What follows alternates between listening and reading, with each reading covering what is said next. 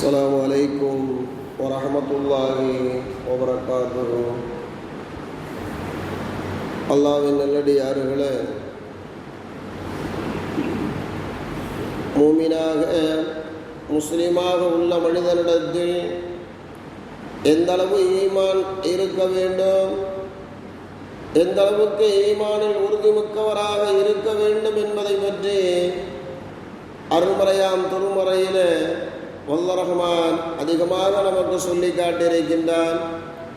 கண்மணி நாயகம் ரசூலுல்லாஹி ஸல்லல்லாஹு அலைஹி வஸல்லம் அன்னவர்களும் ஒரு மனிதனுடைய உள்ளத்தில் ஈமான் எப்படி உறுதியானதாக இருக்க வேண்டும் என்பதை பற்றி நமக்கு மத்தியிலே சொல்லி காட்டியும், அந்த ஈமானில் உறுதியாக வாழ்ந்து காட்டியும் சென்றிருப்பதை நாம் பார்க்கக்கூடியவர்களாக இருக்கின்றோம்.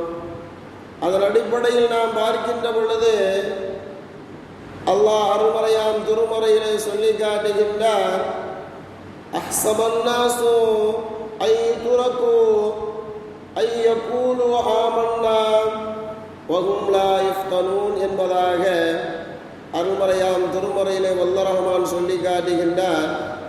மனிதர்கள் தங்கள் நம்பிக்கை கொண்டோம் என்று கூறினால் அவர்கள் சோதிக்கப்படாமல் விட்டு விடுவார்கள் என்று எண்ணிக்கொண்டிருக்கின்றாரா என்பதாக வல்ல ரஹ்மான் அருள்மறையாம் திருமறையிலே இவ்வாறு கேட்கின்றார். நாங்கள் ஈமான் கொண்டு விட்டோம், நம்பிக்கை கொண்டு விட்டோம் என்று கூறி நாங்கள் சோதிக்கப்படாமல் இருப்போம் என்பதாக அவர்கள் எண்ணிக்கொண்டார்களா என்பதாக வல்ல ரஹ்மான் இவ்வாறு கேட்கின்றார். எந்த ஒரு மனிதன் நம்பிக்கை கொண்டானோ, ஈமான் கொண்டானோ, அந்த ஈமானை சோதிக்கப்படும் என்பதாக வல்ல ரஹ்மான் நமக்கு இங்கே எச்சரிக்கையோடு சொல்கின்றார். ஈமான் கொண்டு விட்டார் என்று சொன்னால் அந்த ஈமானில் உறுதிமிக்கவராக இருக்கின்றாரா, அந்த ஈமான் அவரிடத்தில் எப்படிப்பட்டதாக இருக்கின்றது என்பதை சோதிக்கப்படும் என்பதாக வல்ல ரஹ்மான் சொல்லி காட்டுகின்றான். அன்புக்கினியவர்களே, நபிமார்கள் அனைவர்களும் சோதிக்கப்பட்டார்கள். இப்ராஹிம் அலைஹிஸ்ஸலாத்து வஸ்ஸலாம் அன்னவர்கள் சோதிக்கப்பட்டார்கள். ஆரம்பத்தில் அவர்களை நெருப்பிலை தூக்கிடுவதாக நம்ருது மன்னன் எண்ணினான். அதை நிறைவேற்றுவதற்காக முனைந்தான். அன்புக்கினியவர்களே, நெருப்பிலே தூக்கியிடப் போகின்றோம் என்பதாக அறிவிப்பு செய்யப்பட்ட பொழுது அல்லாஹ்விடத்தில் அவர்கள் உதவி கேட்கவில்லை. மாறாக நெருப்பிலே எரியப்பட்டதற்கு பிறகு அல்லாஹ்விடத்தில் உதவி கேட்டார்கள், எனது இறைவன் காப்பாற்றுவான் என்பதாக. அப்பொழுதுதான் வல்ல ரஹ்மான் அவர்களுக்கு உதவி செய்தான் என்பதாக நாம் பார்க்கிறோம். எனது இறைவன் என்னை காப்பாற்றுவான் என்று முழுமையாக நம்பினார்கள்.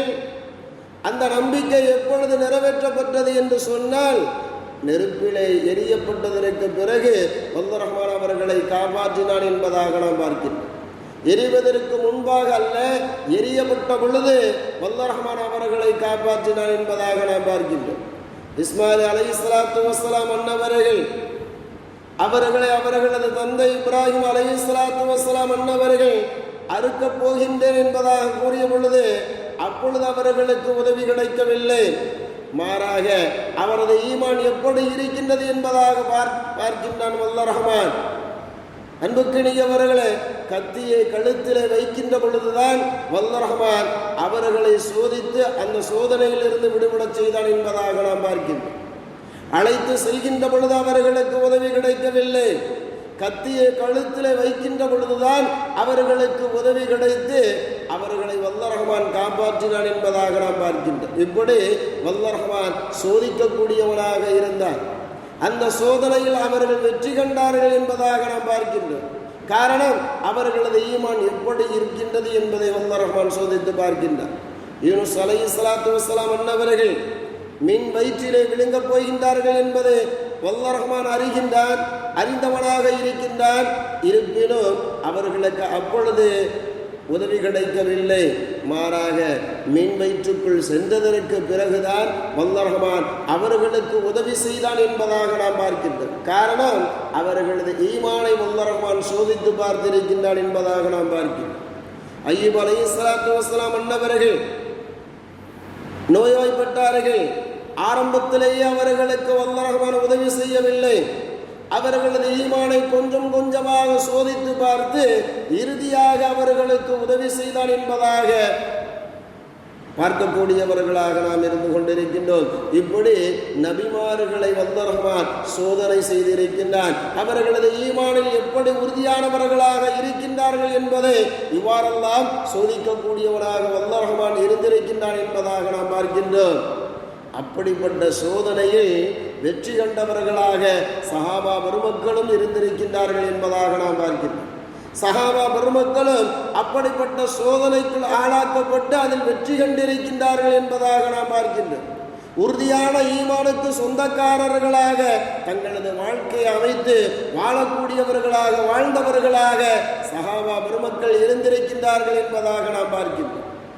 அன்புக்கினியவர்களே, அல்லாஹ் அருமறையான் திருமறையிலே சொல்லி காட்டுகின்றான், வமாமின் தாபத்தி ஃபில் அர்தி இல்லா அல்லாஹ் யர்ஸுகுஹா வ யஅலமு முஸ்தகர்ராஹா வ முஸ்தௌதாஹா குல்லும் ஃபீ கிதாபின் முபீன் என்பதாக சொல்கின்றான்.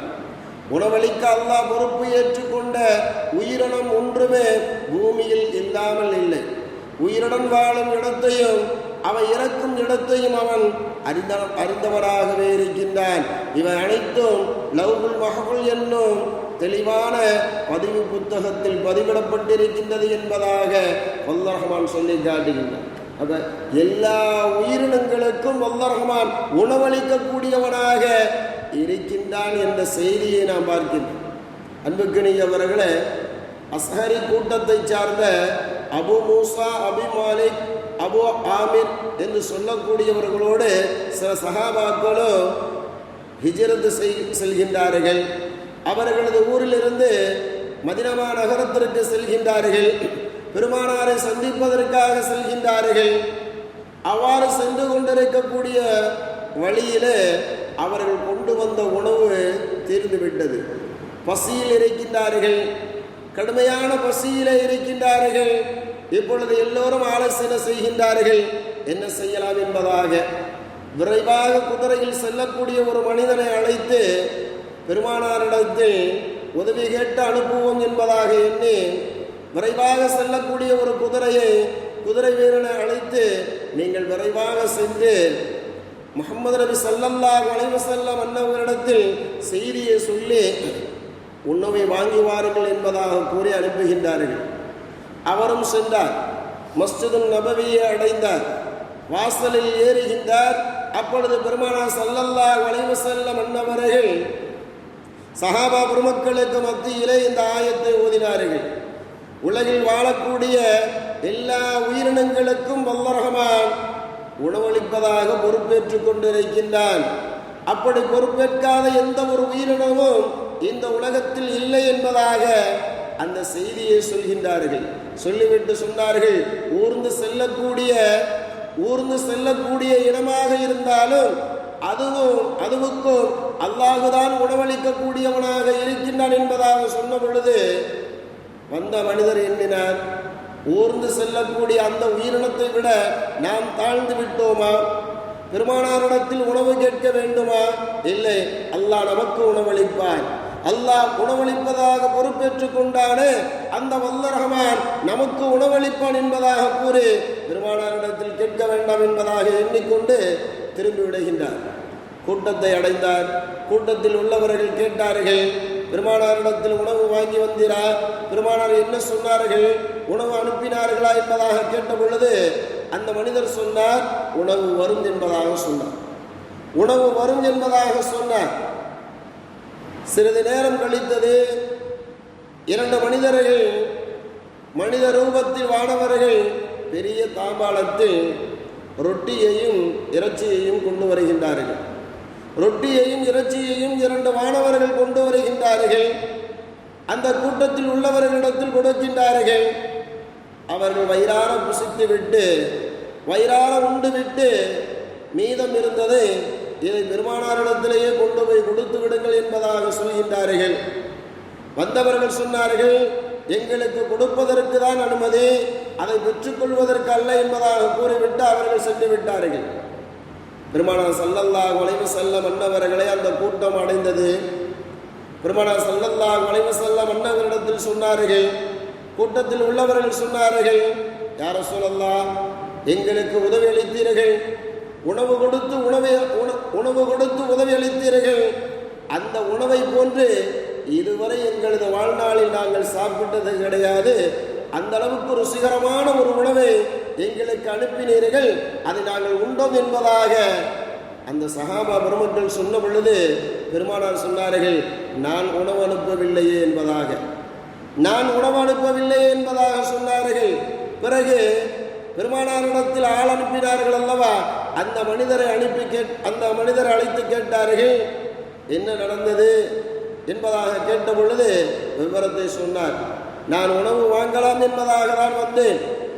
ஆனால் வந்த பொழுது பெருமானார் இந்த ஆயத்தை ஓதினார்கள்.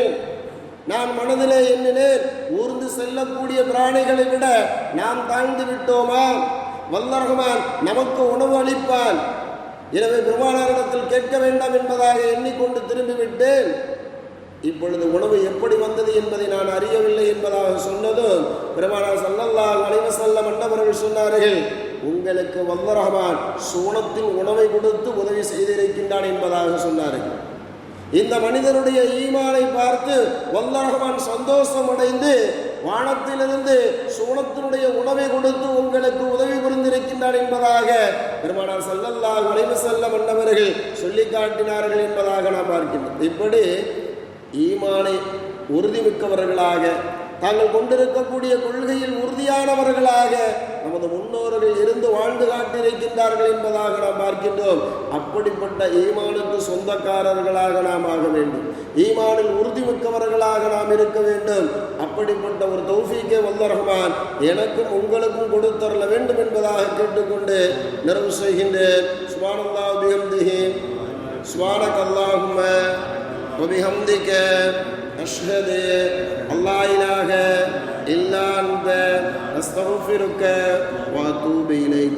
சுப்ஹான ரப்பிக ரப்பில் இஸ்ஸத்தி அம்மா யசிஃபூன், ஸலாமுன் அலல் முர்ஸலீன், வல்ஹம்துலில்லாஹி ரப்பில் ஆலமீன். ஸல்லல்லாஹு அலா முஹம்மத் ஸல்லல்லாஹு அலைஹி வஸல்லம். ஸல்லல்லாஹு அலா முஹம்மத் ஸல்லல்லாஹு